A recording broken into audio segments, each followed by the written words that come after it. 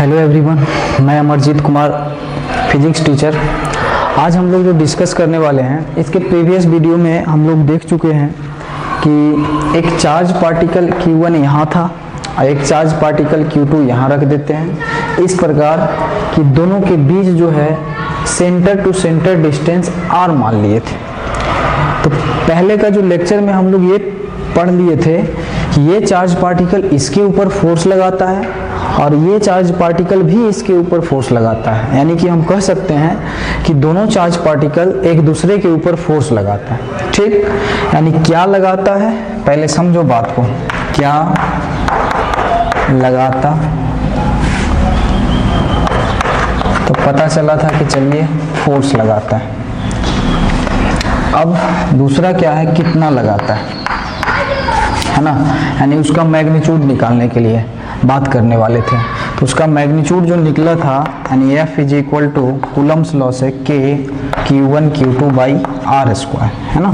पहला चीज हम लोग क्या कर लिए डिस्कस कि ये एक दूसरे पे चार्ज पार्टिकल फोर्स लगाता है। दूसरा चीज कितना लगाता है, अगर फोर्स लगाता है तो उसका मैग्नीट्यूड भी तो पता होना चाहिए ना।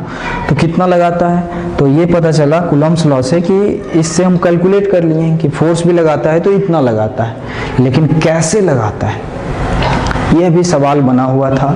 यानी कि मैकेनिज्म की बात करेंगे, है ना, कि ये इसके ऊपर फोर्स लगा रहा है, ये इसके ऊपर फोर्स लगा रहा है, तो वो कैसे लगा रहा है ना, यानी कि मैकेनिज्म कैसा है, ये कंसेप्ट आज हम लोग को पढ़ना है। तो ये जो कंसेप्ट है मैकेनिज्म के बारे में, सबसे पहले उन्होंने माइकल फैराडे के द्वारा बताया गया फील्ड कंसेप्ट, कि एक चार्ज पार्टिकल दूसरे चार्ज पार्टिकल पे फोर्स लगाता है on the basis of field concept. आज उसी के बारे में हम लोग डिस्कस करेंगे। तो पहला चीज ये हो जाता है कि सबसे पहले फील्ड कंसेप्ट जो है किस साइंटिस्ट के द्वारा इंट्रोड्यूस किया गया था, तो हम बोलेंगे माइकल फैराडे। और नेक्स्ट इलेक्ट्रिक फील्ड के बारे में हम लोग बात करेंगे और कुछ इम्पोर्टेंट पॉइंट है इलेक्ट्रिक फील्ड कंसेप्ट के बारे में, उसको हम लोग लिखे हैं। सबसे पहले what do you mean by electric field, इसको कौन डेवलप करता है और ये होता क्या है। तो हम लोग अभी रेस्ट चार्ज की बात कर रहे हैं, है ना। तो मान लेते हैं, लेट्स सपोज कि एक प्लस क्यू चार्ज यहाँ पे है, प्लस क्यू चार्ज यहाँ पे है, तो इन्होंने एक अपने चारों ओर एक इन्फ्लुएंस क्रिएट कर लेता है, अपना एक प्रभाव बना लेता है। मान लीजिए, सब चीज मान रहे हैं ना, एक प्रभाव इतना एरिया में बना लिया, इतना स्पेस में बना लिया।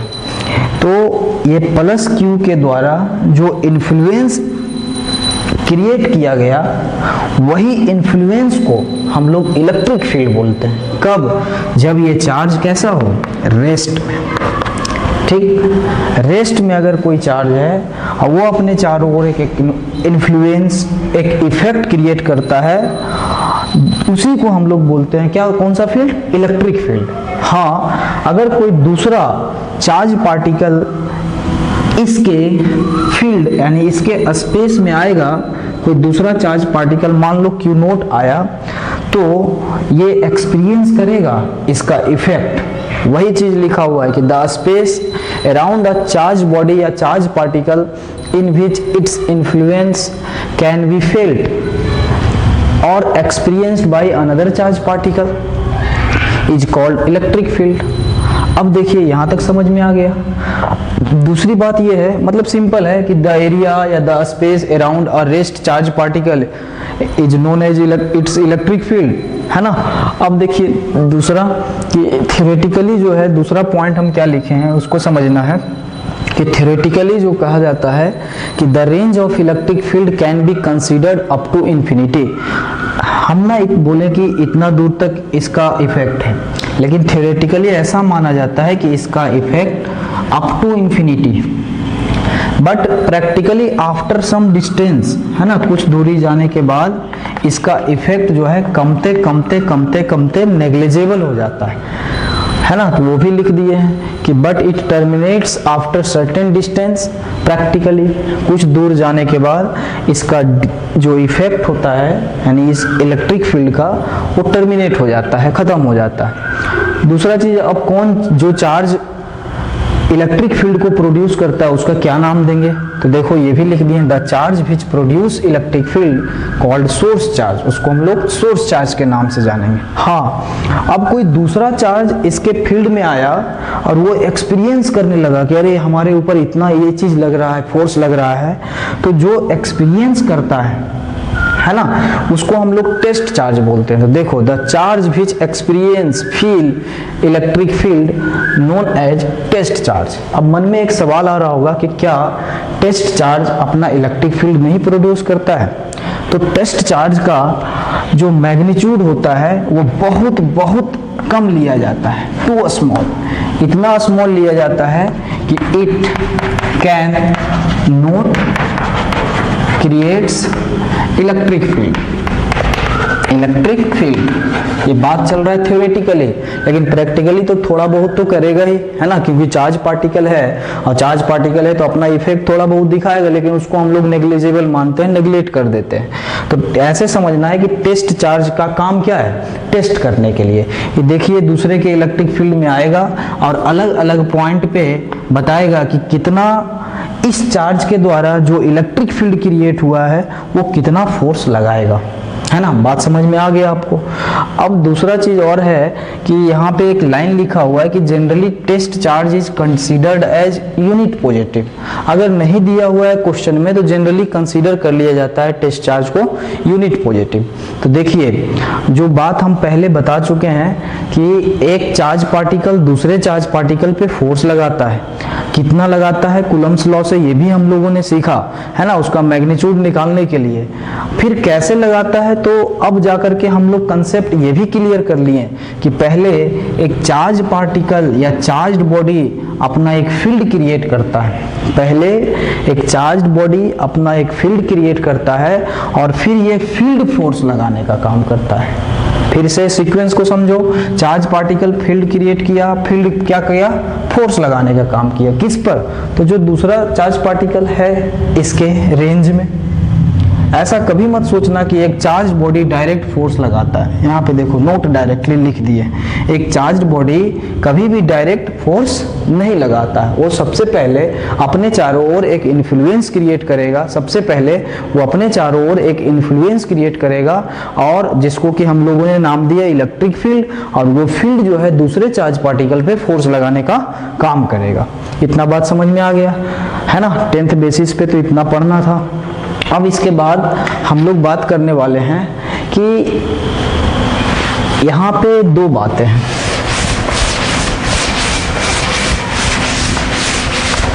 कि अगर एक चार्ज पार्टिकल है यहाँ पे और उन्होंने एक इलेक्ट्रिक फील्ड क्रिएट कर लिया, तो क्या इलेक्ट्रिक फील्ड का जो स्ट्रेंथ है, हम 2-3 पॉइंट बता देते हैं, ए बी और एक है सी। इतने पॉइंट हम मान लिए, इतना पोजीशन यानी लोकेशन मान लिया गया। तो ये जो प्लस क्यू यानी कि सोर्स चार्ज है, अब इसको बोल सकते हैं सोर्स चार्ज। क्यों? क्योंकि ये इलेक्ट्रिक फील्ड क्रिएट किया। तो ये इलेक्ट्रिक फील्ड जो क्रिएट किया सोर्स चार्ज, क्या उसका स्ट्रेंथ हर एक जगह पे यानी ए पे, बी पे, सी पे क्या सेम है कि डिफरेंट है?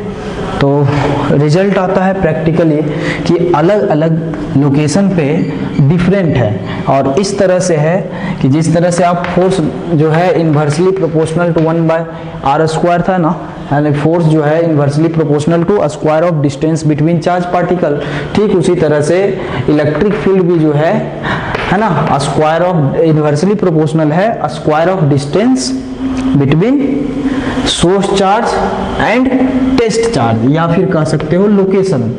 तो जैसे इससे ये पता चला यहाँ पे कि जैसे जैसे r का वैल्यू बढ़ेगा वैसे वैसे e का वैल्यू कमते चला जाएगा।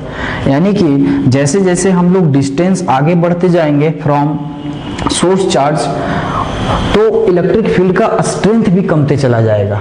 तो सवाल ये आ जाता है कि इलेक्ट्रिक फील्ड का स्ट्रेंथ हम लोग कैसे मेजर करेंगे? तो उसका 3 फॉर्मेट है, 3 फॉर्म है मेजर करने का, और उसको हम लोग डिस्कस करेंगे। ये चीज़ तो समझ में आ गया होगा कि एक सोर्स चार्ज है तो एक इलेक्ट्रिक फील्ड क्रिएट किया। इलेक्ट्रिक फील्ड क्या होता है? तो जो space around the source charge in which influence can be experienced known as electric field. अब इलेक्ट्रिक फील्ड का स्ट्रेंथ जो है डिस्टेंस पे डिपेंड करता है। किस तरह से? तो inversely proportional square of distance. अब जैसे जैसे r का वैल्यू बढ़ेगा इलेक्ट्रिक फील्ड का वैल्यू घटेगा, क्योंकि इनवर्सली है। तो यानी नजदीक में जो पॉइंट होगा वहां इलेक्ट्रिक फील्ड का स्ट्रेंथ ज्यादा होगा, और जो दूर में पॉइंट होगा वहां पे इलेक्ट्रिक फील्ड का स्ट्रेंथ क्या होगा? कम होगा as compare to this point. अब बात आ जाता है कि अब कैसे इसको मेजर करेंगे। तो बताइए कि इलेक्ट्रिक फील्ड का स्ट्रेंथ जो है किस तरह से हम मेजर करेंगे। यानी कि measurement of strength of electric field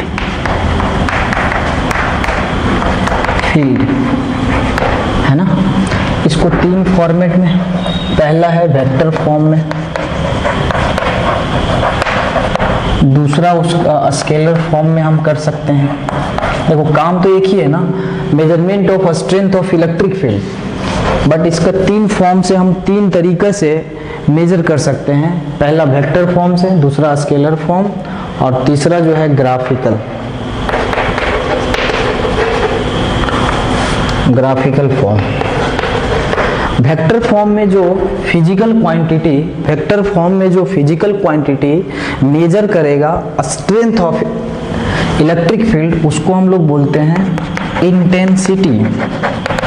intensity of electric field, और उसको E और वेक्टर का सिंबल लगा के लिखते हैं। या आप सिंपली बोल सकते हो इलेक्ट्रिक फील्ड, है ना। यानी इंटेंसिटी ऑफ इलेक्ट्रिक फील्ड को सिंपली आप इलेक्ट्रिक फील्ड बोलोगे और E वेक्टर का नोटेशन देकर के लिखोगे, क्योंकि वेक्टर फॉर्म में हम स्ट्रेंथ को मेजर कर रहे हैं। हाँ, स्केलर फॉर्म में जो फिजिकल क्वांटिटी इलेक्ट्रिक फील्ड का स्ट्रेंथ मेजर करेगा उसका नाम हो जाता है इलेक्ट्रिक पोटेंशियल। 10th में बहुत अच्छा से पढ़ना है, और ये समझ में आ गया तो आपका इलेक्ट्रिक करंट और इसके आगे का जो चैप्टर है magnetic effect of electric current, वो बहुत आसानी से समझ में आएगा। इसका बहुत बड़ा रोल है ना। और अभी अच्छा से क्लियर हुआ तो 12th में भी बहुत हेल्प करेगा। इसलिए हम लोग बहुत ढंग से बेहतरीन वे में पढ़ते जाएंगे, है ना। तो चलिए, इलेक्ट्रिक पोटेंशियल इसको V से इंडिकेट किया जाएगा, ये स्केलर फॉर्म है। और तीसरा जो है, जो कि बहुत कम क्वेश्चन आते हैं कंपटीशन में भी क्लास 10th के बेसिस पे, वो है आपका ग्राफिकल फॉर्म में electric field line. Electric field lines, या आप इसमें जो फिजिकल क्वांटिटी इन्वॉल्व होगा उसका नाम है इलेक्ट्रिक फ्लक्स। फ्लक्स एक फ्लो फेनोमेना को बताता है। इस तरह से phi e इंडिकेट करेंगे। ठीक, इतना बात समझना चाहिए आपको कि मेजरमेंट जो हम लोग करने जा रहे हैं स्ट्रेंथ ऑफ इलेक्ट्रिक फील्ड, वो तीन फॉर्म में करेंगे। वेक्टर फॉर्म में उसका फिजिकल क्वांटिटी का नाम है इंटेंसिटी ऑफ इलेक्ट्रिक फील्ड, या आप सिंपली इलेक्ट्रिक फील्ड बोल सकते हो। स्केलर फॉर्म में तो उसका फिजिकल क्वांटिटी का नाम है इलेक्ट्रिक पोटेंशियल, और ग्राफिकल फॉर्म में उसका फिजिकल क्वांटिटी का नाम है इलेक्ट्रिक फ्लक्स। 1 by 1 डिस्कस करते हैं सिंपल वे में, है ना, जितना कि आपको जरूरत हो। तो सबसे पहले हम लोग हेडिंग लगाने वाले हैं क्या चीज? Intensity of electric field. हाँ, देखिए इसका डिफिनीशन लिख दिए हैं, है ना। Intensity of electric field, electric field भी बोल सकते हैं, पहले भी बता चुके हैं। जैसे क्या दिया हुआ है, the electric field at a point is defined as force experienced by unit positive charge, इसको हम लोग टेस्ट चार्ज भी बोल सकते हैं, placed at that point। यानी कह ये रहा है कि मान लो कि एक सोर्स चार्ज है जो कि इलेक्ट्रिक फील्ड क्रिएट किया है, ऐसा कुछ। ठीक, अब हमें इस पॉइंट पे, ए पॉइंट पे, हमें इस पॉइंट पे इंटेंसिटी ऑफ इलेक्ट्रिक फील्ड निकालना है। तो हम क्या करेंगे, यहाँ पे एक टेस्ट चार्ज ला करके रख देंगे, यानी कि यहाँ पे एक यूनिट पॉजिटिव चार्ज को रख देंगे, और जितना फोर्स ये टेस्ट चार्ज फील करेगा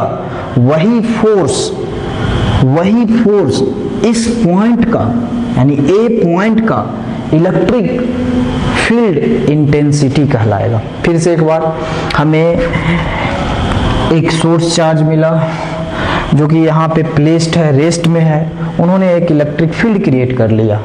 अब हमें बताया गया या फिर पूछा जाता है कि ए पॉइंट पे इलेक्ट्रिक फील्ड इंटेंसिटी कितना है बताइए। तो हम क्या करेंगे, एक यूनिट पॉजिटिव जो कि टेस्ट चार्ज है हमारे पास, यूनिट पॉजिटिव टेस्ट चार्ज को उठा करके यहाँ पे लाएंगे और ये टेस्ट चार्ज पे इसके द्वारा क्रिएट किया हुआ इलेक्ट्रिक फील्ड जितना फोर्स लगाएगा वही इस पॉइंट का इलेक्ट्रिक फील्ड इंटेंसिटी कहलाएगा। बात समझ में आ गया? यानी कि अब हम ऐसे इसको समझते हैं कि मान लेते हैं लेट कि हमारे पास प्लस क्यू चार्ज, तो प्लस क्यू चार्ज है और यहाँ पे प्लस क्यू चार्ज रखा हुआ है ए पॉइंट पे प्लस क्यू चार्ज क्या है, रखा हुआ है। तो ये प्लस क्यू चार्ज जो है, लेट मानते हैं कि प्लस क्यू चार्ज जो है वो एफ फोर्स को फील कर रहा है। Plus Q charge feel F force, लिख देते हैं पूरा, plus Q charge feel F force at point A inside electric field. इसलिए +1 चार्ज अगर होता तो कितना फोर्स फील करता, force by plus Q charge. बात समझ में आया? यानी कि यूनिट पॉजिटिव पे ध्यान रखना है ना, कि कहीं भी आपको इलेक्ट्रिक फील्ड का इंटेंसिटी निकालना है तो वहां पे हम यूनिट पॉजिटिव चार्ज को लेके जाएंगे और उस पर जितना फोर्स लग रहा होगा वही कहलाएगा इलेक्ट्रिक फील्ड इंटेंसिटी। तो मान लो कि हमारे पास प्लस क्यू चार्ज है, स्मॉल क्यू, तो प्लस क्यू चार्ज जो है इस पॉइंट पे एफ फोर्स फील कर रहा है, एफ फोर्स फील कर रहा है। तो यूनिट पॉजिटिव चार्ज होता तो कितना करता है, एफ बटा क्यू, और यही तो कहला गया इलेक्ट्रिक फील्ड, यानी इलेक्ट्रिक फील्ड बराबर एफ बाई क्यू। अब देखो दूसरा डिफिनेशन बैटिज करके लिखे हैं, force per unit charge is known as electric field. देखो फोर्स पर यूनिट चार्ज, ठीक।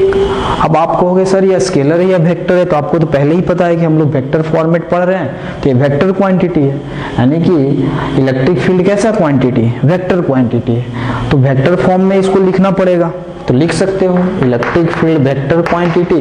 तो देखो इधर फोर्स है और चार्ज है, तो चार्ज तो स्केलर है, फोर्स वेक्टर है, तो इधर फोर्स वेक्टर है, क्यू लिख देंगे। इस तरह से वेक्टर फॉर्म में लिखा गया। अब यहाँ पे लिख सकते हो, यहाँ पे लिख देते हैं कि इलेक्ट्रिक फील्ड जो है वो कैसा क्वांटिटी, इज वेक्टर क्वांटिटी।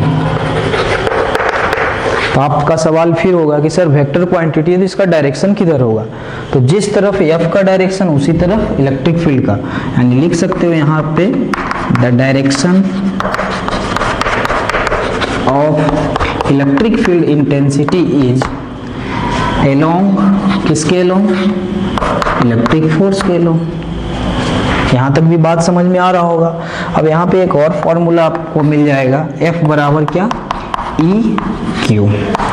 ध्यान देने वाली बात यह है कि ये कौन सा क्यू चार्ज है, जहां पे आपको क्या करना होगा, जहां पे आपको टेस्ट करना है कि यहाँ पे कितना इलेक्ट्रिक फील्ड इंटेंसिटी है, वही चार्ज को यहाँ पे हम लोग कंसीडर करते हैं, और फोर्स यहाँ पे कितना फोर्स लग रहा है वो यहाँ कंसीडर करते हैं। क्लियर हो गया है ना, कोई ज़्यादा तो दिक्कत नहीं है इसमें।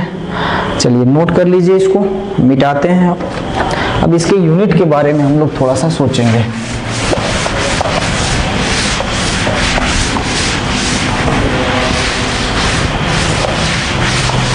अब देखो क्या फॉर्मूला मिला हमको, E is equal to F by Q, E is equal to F by Q. तो इसका ऐसा यूनिट तो हम बता सकते हैं ना, क्या हो जाएगा, ऊपर न्यूटन और नीचे coulomb, that is newton per coulomb. ठीक, एक और यूनिट होता है, वो होता है volt by metre, that is volt per metre. ऐसे अब बात आ जाता है दूसरा कि अब हम एक कैलकुलेशन करने जा रहे हैं पॉइंट चार्ज के वजह से। इतना तक तो समझ में आ गया होगा। नेक्स्ट जो है आपका heading, that is calculation of electric field intensity, calculation of electric field intensity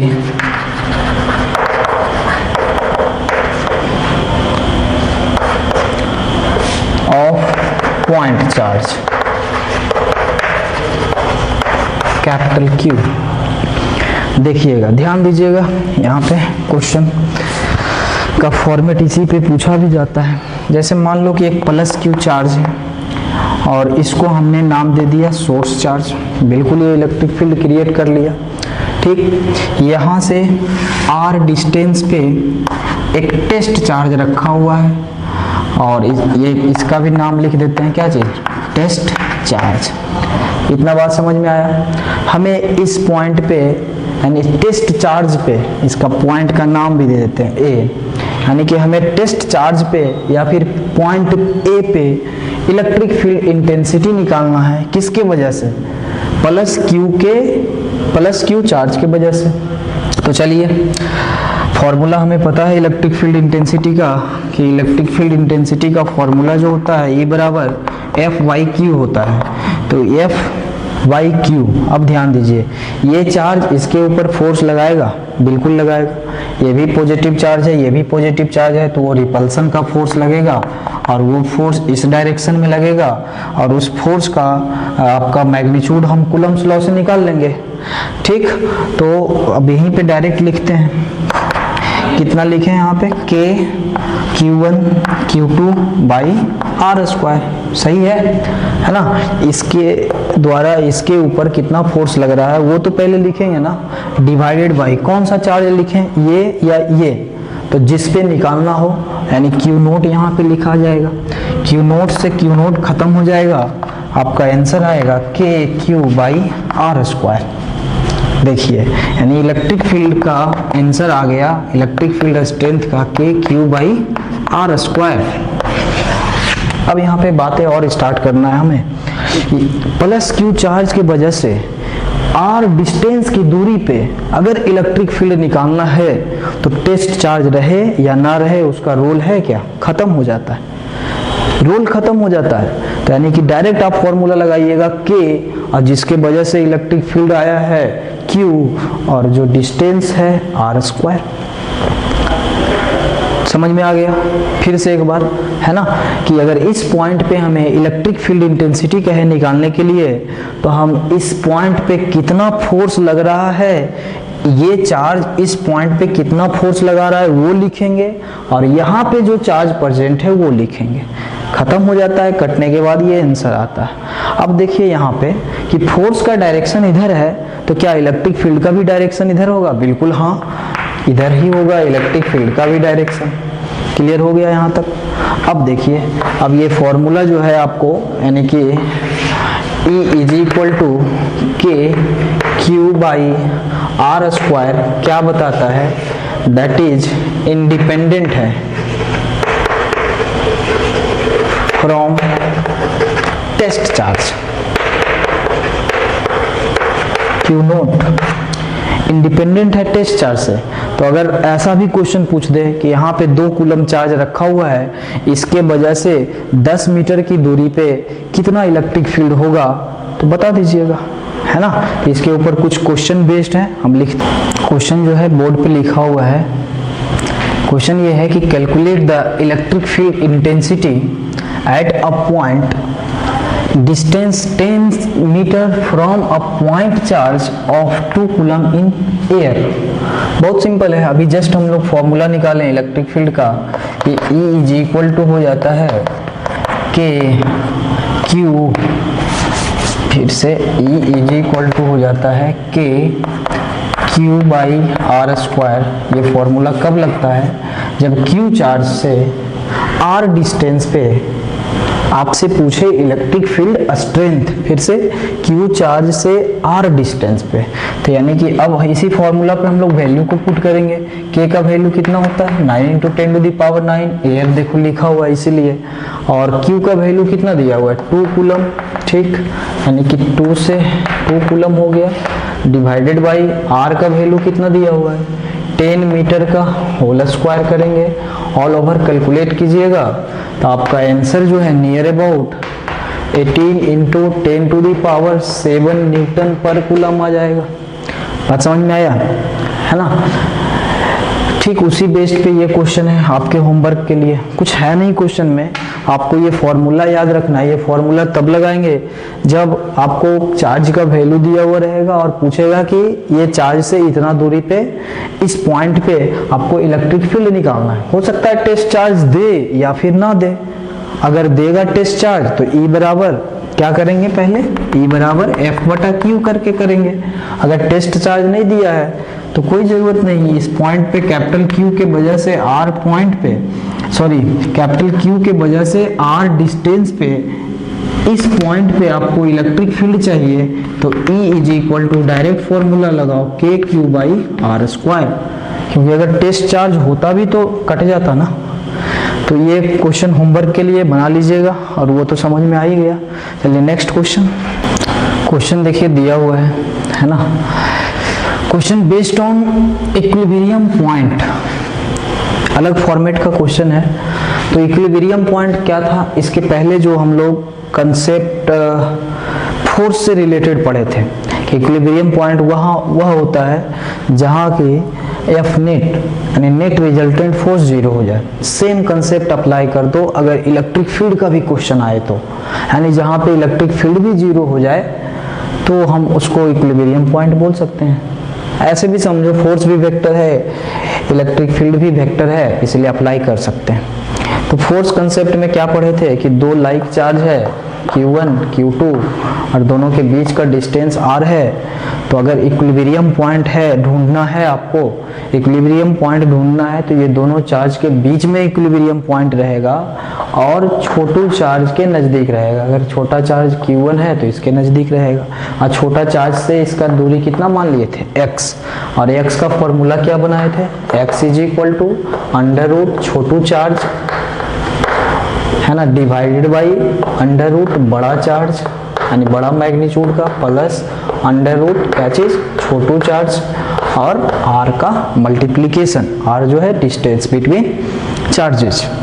ये तो सीख लिए थे। तो ठीक उसी तरह से आपको सोचना है कि अगर दो लाइक चार्जेज होंगे और इलेक्ट्रिक फील्ड कहेगा कि कहाँ 0 हो जाए, तो ये दोनों चार्जेज के बीच और दोनों के लाइन ज्वाइनिंग पे होगा।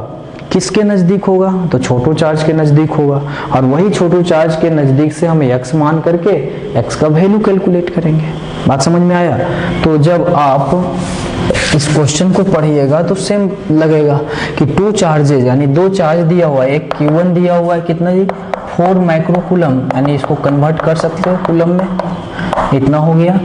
एंड Q2 दिया हुआ है, Q2 कितना दिया हुआ है 16 micro coulomb, that is 16 × 10⁻⁻6 coulomb, और डिस्टेंस बिटवीन देम यानी कि R का वैल्यू दिया हुआ है 30 सेंटीमीटर। आप इसको मीटर में बदलिएगा 0.3 मीटर हो जाएगा। अब आप देखिए ये दोनों चार्ज लाइक है या अनलाइक, तो आपको क्या है, ये लाइक चार्ज है। और इसमें से छोटा चार्ज कौन है 4 माइक्रो कूलम, ये भी पता है। तो आपसे क्या पूछ रहा है, calculate the distance of the point where the electric field intensity will be 0। वही सेम चीज है, वहां पे फोर्स कह रहा है नेट फोर्स, वहां पे कह रहा था कि फोर्स 0 हो जाए नेट फोर्स, यहाँ कह रहा है इलेक्ट्रिक फील्ड इंटेंसिटी 0 हो जाए। तो आप x का वैल्यू तो निकाल लोगे ना, और ये x का वैल्यू जो भी आएगा आंसर, आप सारे वैल्यू को पुट करिएगा तो x का वैल्यू लगभग जो है वो आ जाएगा 10 सेंटीमीटर। तो वो 10 सेंटीमीटर कहाँ से आएगा, फ्रॉम अ स्मॉलर चार्ज।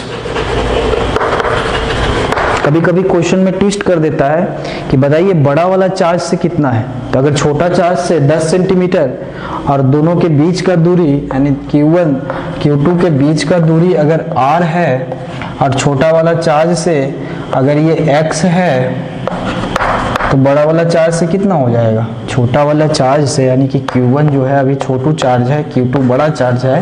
तो अगर छोटा वाला चार्ज से x निकला तो कभी कभी क्वेश्चन में कह देता है कि वह लोकेशन बताइए जहां पे इलेक्ट्रिक फील्ड 0 हो फ्रॉम बिगर चार्ज, जो बड़ा मैग्नीट्यूड का चार्ज है। तो अगर छोटा चार्ज से x तो बड़ा चार्ज से कितना हो जाएगा, r माइनस x हो जाएगा। ये कंसेप्ट से आप कर लीजिएगा, है ना, वैल्यू पुट कीजिएगा, डायरेक्ट आंसर आ जाएगा। देखो ये जो क्वेश्चन लिया गया है वो अनलाइक से लिया गया है, तो अनलाइक से x निकालने के लिए और फिर ये x स्मॉलर चार्ज से, आप ये भी फिर बता रहे हैं आज कि कंफ्यूज मत करना, यहाँ 2 माइक्रोकूलम है, यहाँ -50 माइक्रोकूलम है। तो लोग मैथमेटिक्स का दिमाग लगा के कहते हैं कि ये छोटा हो गया ये बड़ा हो गया, क्योंकि ये प्लस में ये माइनस में, ऐसा बिल्कुल नहीं सोचना है ना। ये माइनस और प्लस जो है चार्ज का नेचर बता रहा है, मैग्नीट्यूड इसमें 2 माइक्रोकूलम, ये इसमें 50 माइक्रोकूलम, तो ये ना ज्यादा हुआ। तो x बराबर आपको निकालना है, तो x कहाँ से निकल रहा है, स्मॉलर मैग्नीट्यूड ऑफ चार्ज से, यानी कि 2 माइक्रोकूलम से। कितना, तो अंडर रूट, वही formula, Chhotu charge divided by बड़ा प्लस अंडर रूट छोटू और दोनों के बीच का डिस्टेंस। और आप इसको सॉल्व कीजिएगा तो x का वैल्यू 20 सेंटीमीटर आएगा। कहाँ से, तो फ्रॉम स्मॉलर चार्ज। थोड़ा सा दिमाग लगाओगे बन जाएगा सारा क्वेश्चन। तो अब जो है हम लोग इसको कंप्लीट कर लिए 10th के बेसिस पे।